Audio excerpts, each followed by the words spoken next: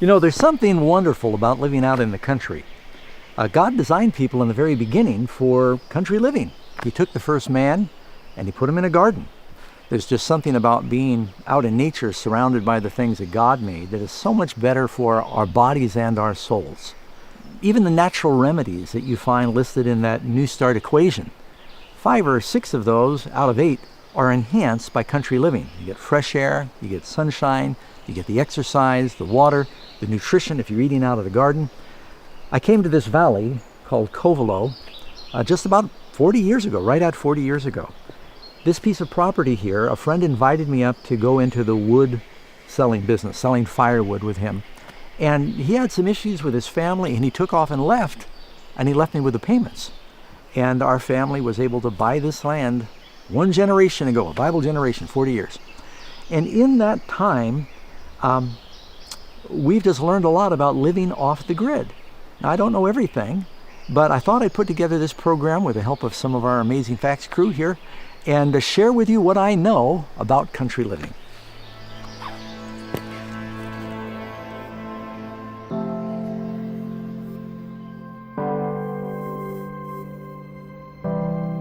Go to where you can look upon the works of God. Find rest of the Spirit in the beauty and the quietude and the peace of nature.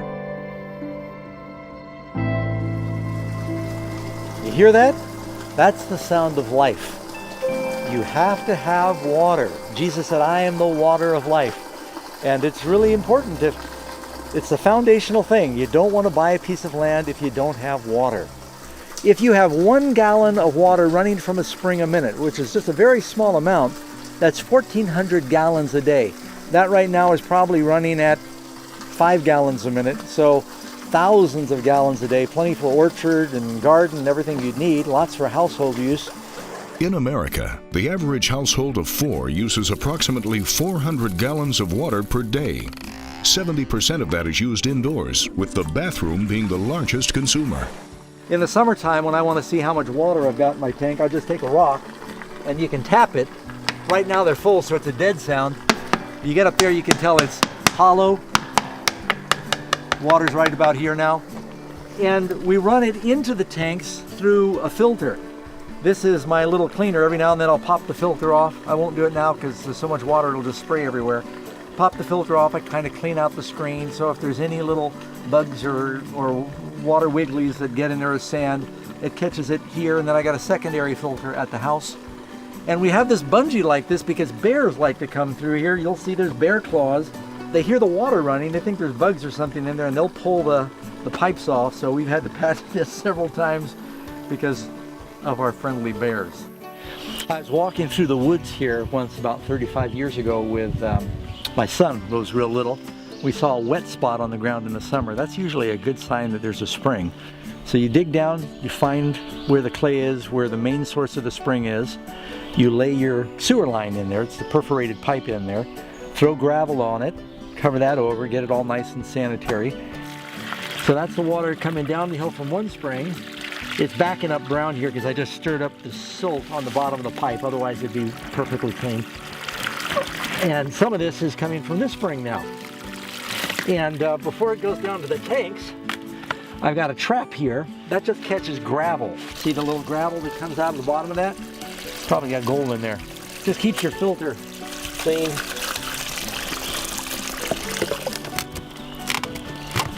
And that's that. High tech.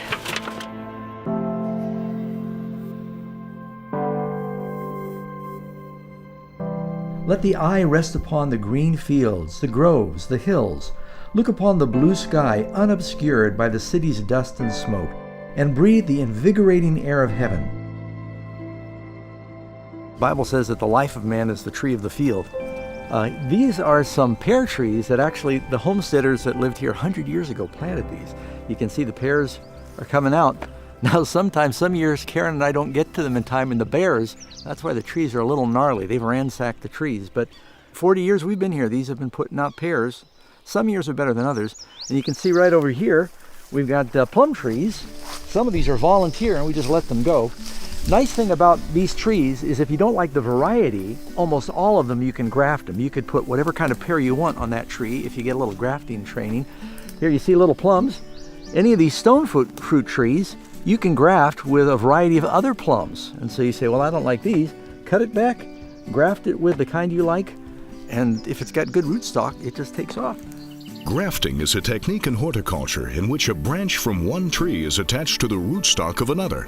It's also rather common to see multiple types of fruit from the same family grafted to a single rootstock. In fact, an artist in New York has recently grafted 40 different types of stone fruit on the same tree. Depending on the time of year, the tree of 40 fruit can have multiple varieties of cherries, peaches, almonds, and plums. These are more pear trees and apple trees. Blackberries. You look around the meadow there, you'll see there's volunteer plum, berries, rose hips. The Lord's just blessed because we're not here to manage it very much, but the animals spread the seeds, so they just kind of come up volunteer.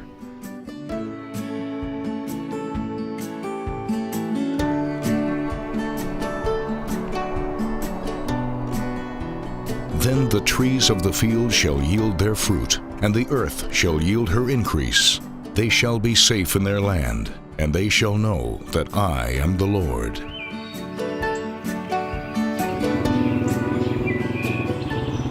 You know, one of the other things you can do in the country, when we first moved up here, we had some goats. These are actually our neighbor's goats. They'll eat just about anything, and they'll clear the land. And of course, goat's cheese, goat's milk doesn't have some of the same problems as the lactose that you have in regular milk. You need to have dogs if you can have goats in the hills, because bears like goats also. Bible says in Proverbs 27:27, you'll have goat's milk enough for your food, for the food of your household, and the maintenance of your maidens.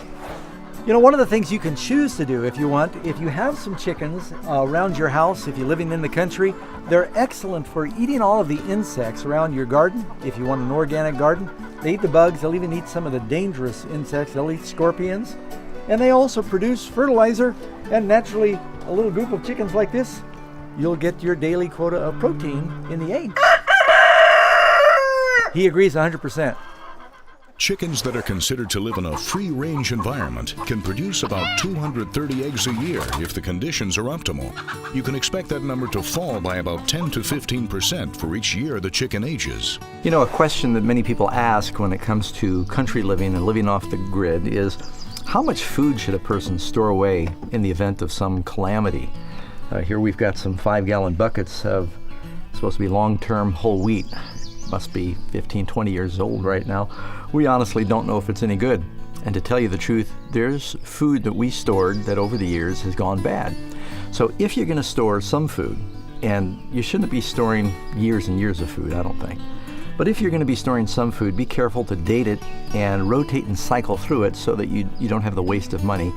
But I want to be very clear, knowing these things about country living and having some food stored away and being able to live off the grid, it's not going to save anyone. We're not going to be saved by Pelton wheels and solar panels. The only thing that's going to save us in the last days is a relationship with Jesus. You could be in the middle of a city, and with Jesus, you're a lot safer than being out in the country without Christ.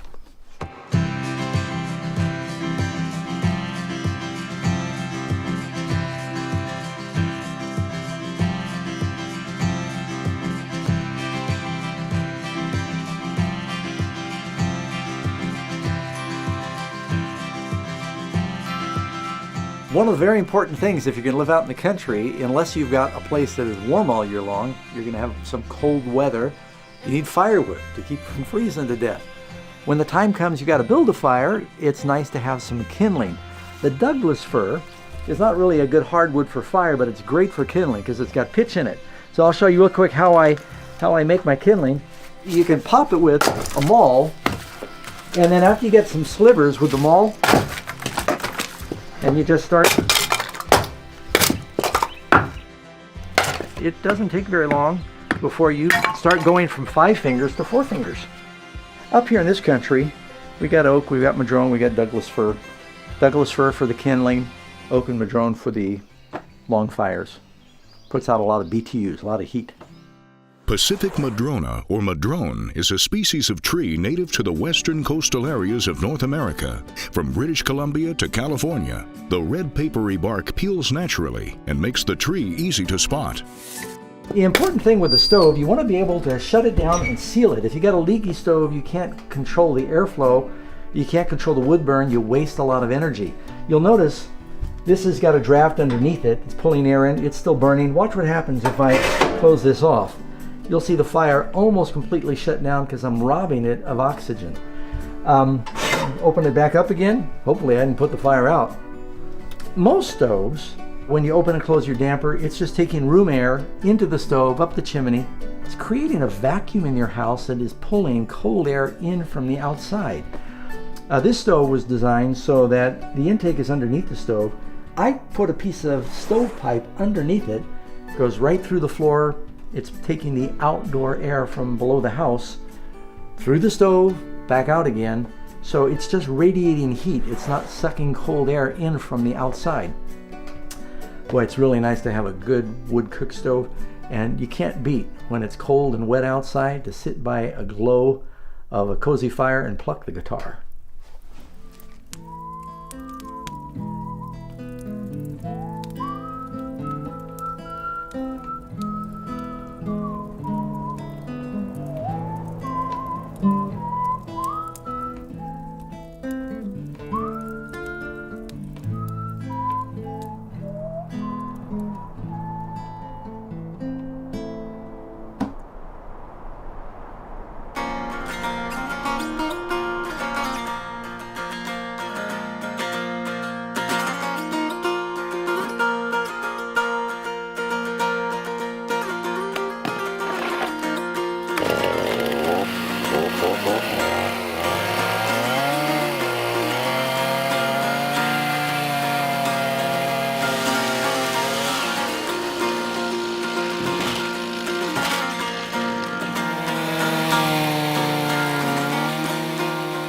A real important thing when you're using a chainsaw to keep it sharp, you'll notice as I'm going through, I can feel when I'm getting to the bottom, and I'll peel this piece like this. So I break it off before I have to go all the way through, because if you touch the ground for a second, you got to sharpen your saw. So keeping a saw sharp makes a big difference in how well it cuts. It's a lot easier to sharpen the chain if you have a vise, because then you just get it in here and you do one side at a time. Let me get it where they, there we go. Do one side at a time, and use a chainsaw file. I do it freehand with, these has guides on it so you get roughly the right angle. I use like the 30%. Take the saw, you line up that line there with the bar so they're parallel, and just a couple of strokes.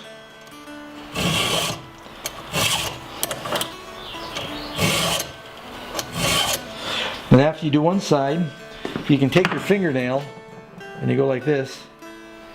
It'll shave a little bit off your fingernail, and that means it's sharp. Yep. And you flip it around and you do the other side. Having a sharp chainsaw uses less fuel, less time, easier on the machine. If the axe is dull and one does not sharpen the edge, then he must use more strength. But wisdom brings success.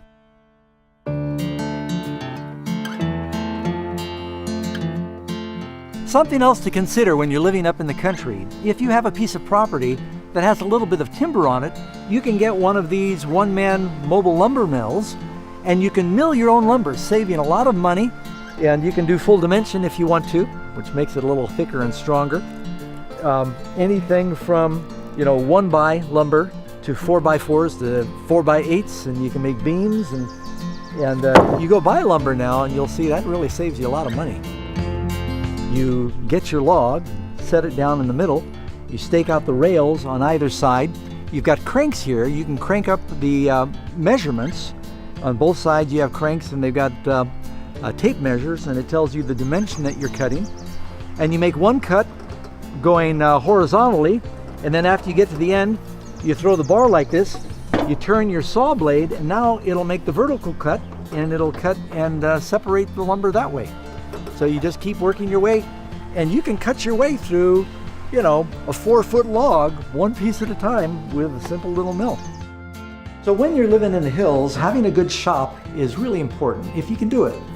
What we did in our case is we built the shop first, and then as we were building the house, we had a place to fix things, fabricate, store materials, keep them dry, and just some basic things that are very helpful. We have a gas welder and we have an electric welder. You can fabricate almost anything out of metal. Electric welder, you might be thinking, how do you do that? Well, we got a pretty substantial generator, because if you're using a welder, you need 240 volts. Air compressor, a lot of tools. I reuse nails. I'll take nails and I'll bang them and straighten them out and reuse nails. And so you just try and be as practical as you can, and having tools, being able to fix things, so you don't have to run to town every time something breaks. You fix it yourself. Something else important to think about when you're living off the grid up in the hills is communications. Now, when we first moved up here about 40 years ago, there was no cell phone service, there was no telephone. We used CB radios. And the different friends and church members had CBs, and we had like a 50-foot antenna on top of our house, a CB antenna. And all of the different members had their handles. I was caveman, and some of our members, one of them worked at a fire tower on top of a mountain. She was country girl. Another member was flying Finn. Well, eventually we decided we were going to hook up a regular telephone, and so we bought a whole spool with 2 miles of phone line, and we had to string it ourselves from our house out to the county road where there actually was a telephone line, and we had to maintain it ourselves. And any time during the winter when a tree went down and broke the line, or when a squirrel chewed through it and it shorted out, I had to walk the line. You've heard of linemen before? I was a lineman. I had to walk the line 2 miles, sometimes in the rain and in the snow, to find the break in the line to restore communications. So after years of doing that, you can imagine how happy I was when finally cell reception reached the hills around here. And Mrs. Batchelor wasn't able to join us on this trip because there just wasn't room for the gear and the crew in the plane. I'm going to see if the phone works, and I'll give her a call. Now, whether she'll pick up or not, I don't know. That's a different problem. Voicemail. Hi, you've reached Karen Batchelor. I'm sorry I'm not able to take your phone call right now, but please feel free to leave a message, and I'll get back to you as soon as I can. Hope you're having a great day, or night, for that matter. Bye. At the tone, please record your message. When you've finished recording, you may hang up or Maybe press 1 communications for aren't such a more great thing. Hi dear, we're up here taping in the hills and gave you a call. Love you, wish you were here.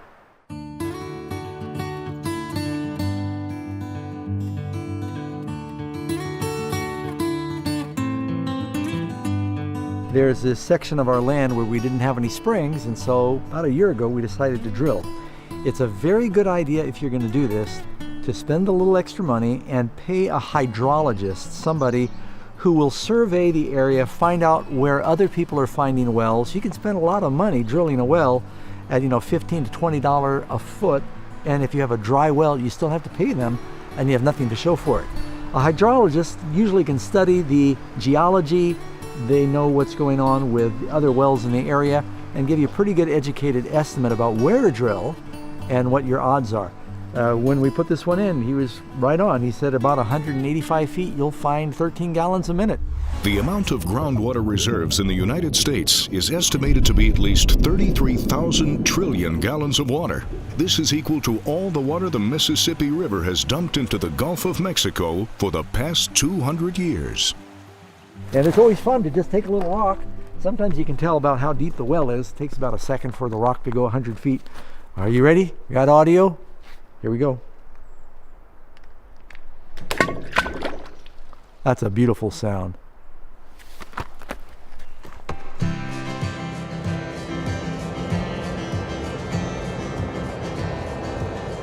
Behold, God is my salvation. I will trust and not be afraid. For yea, the Lord is my strength and song. He also has become my salvation. Therefore, with joy, you will draw water from the wells of salvation.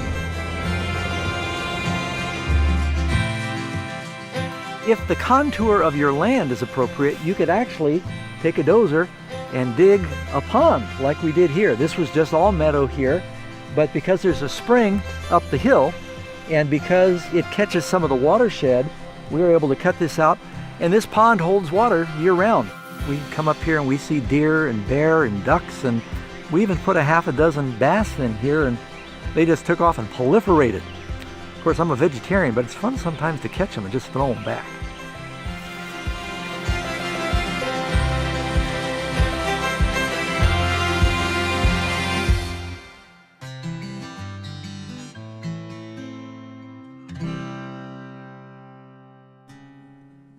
If in the summertime you find this grass, this is called spring grass, and there's a good reason for that, it usually means that there's water not very far below the surface. You'll also notice sometimes that in the summer, bees are landing nearby. That's because bees just need a little moisture on the surface to drink. They don't like running water. But years ago we saw this spring grass here and we were suspicious, so we got a backhoe and decided to dig a hole and see what would happen. And once you remove the topsoil, you remove the pressure and it comes to the surface. This stays full and running over year-round. Now, we don't use this for the house because it's a little ways from the house, but we developed it to be a wildlife spring because where you've got water, you've got life, and Jesus is the water of life. Jesus answered and said to her, "Whoever drinks of this water will thirst again, but whoever drinks of the water that I shall give him will never thirst. But the water that I shall give him will become in him a fountain of water springing up into everlasting life."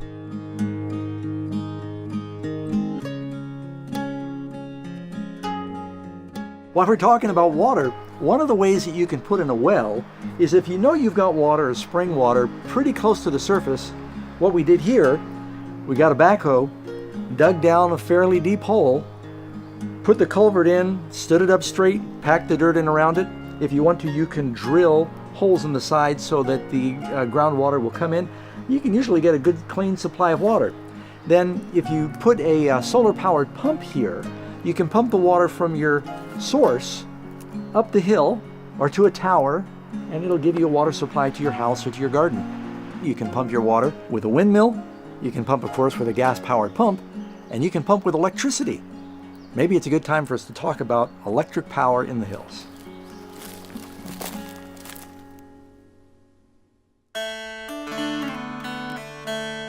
It's kind of exciting that in recent history, man has developed the technology to convert the sun's power into electricity. And so living in the hills today, you can have virtually all of the modern conveniences that run on electric power. You want to consider when you're looking at land, if you have a piece of sky that's exposed to the southern horizon, so you get good solar power. This is a very simple array. These are Siemens panels, and they convert the power into 12 volts, goes into 12-volt batteries. Depending on how many panels you have and how many batteries you have to store the power, you can have a pretty good storage of electricity. So we'll take a little look at the power room here. And so in this box, you've got your batteries. Right now, we don't have that many. I've had it where it's full of batteries before when you're living here. Green light means batteries are charged. This then converts the 110, it converts the 12 volt rather to 110. And from there, it goes into a regular breaker box that you'd see in most houses. This is where the battery charger comes from the hydroelectric. It puts power into the batteries. This is where the power is coming in from the solar panels on the roof. And you've got a disconnect in case for some reason you should ever want to disconnect that. Little voltage regulator here so that your batteries don't overcharge. Power from the sun coming in to the batteries. Batteries then go in this box, turn it to 110, power your house. The electrical efficiency of basic household appliances has made huge leaps within the last 30 years. A 1980s refrigerator uses about 4 times more power than a modern energy-efficient one, and modern LED lights produce about 100 lumens of light per watt, compared to the old incandescent bulbs, which produced 13 to 18 lumens of light per watt, making LED bulbs 5 times more efficient. 3/4 of the year, you have plenty of sunshine. The solar panels keep your batteries charged. But in the winter, at least in Northern California, you can have a few months of rain and some clouds, but you get a lot of water then. Well, if you've got a drop on your land, then you can turn that water into power. And this is a little shed. It's going to be a mess in here right now. I know it looks like an outhouse. It's just holding the little Pelton wheel. So we've got a jet of water that comes in here, a jet of water that comes in here.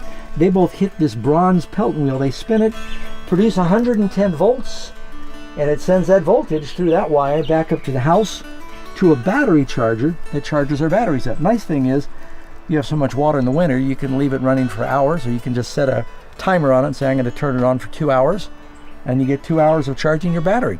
So you turn your water pressure into electricity in the wintertime.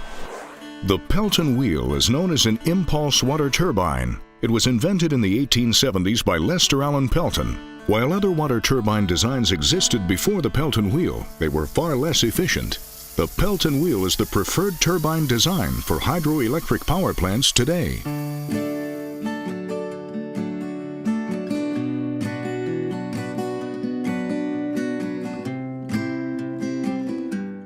Well, friends, it is possible to live completely off the grid and be fairly comfortable. It takes some wisdom, it takes some planning, and I'll admit I'm a little conflicted because we have a great work in the city. Most of the people in the world now live by the centers of population. But the Bible tells us that someday, Matthew chapter 24, the abomination that makes desolate will be set up, and those that be in Judea, Jesus says, flee into the mountains. There'll be a time we need to flee.